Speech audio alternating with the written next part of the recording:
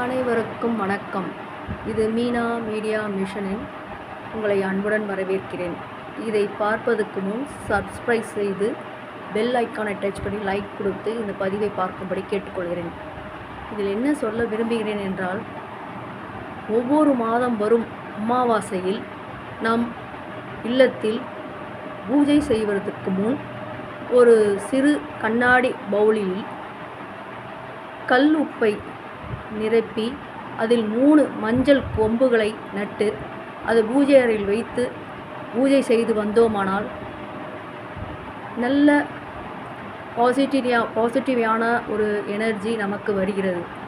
இதை மாதம் வரும் அமாவாசையில் செய்வதால் நல் பலன்களை அடைகிறோம். இதில் நான் 1 வருடமாக செய்து வருகிறேன். இது எனக்கு நல்ல வைப்ரேஷன் கொடுத்ததனால் இதை உங்களிடம் பகிர செய்கிறேன். நன்றி, வணக்கம்.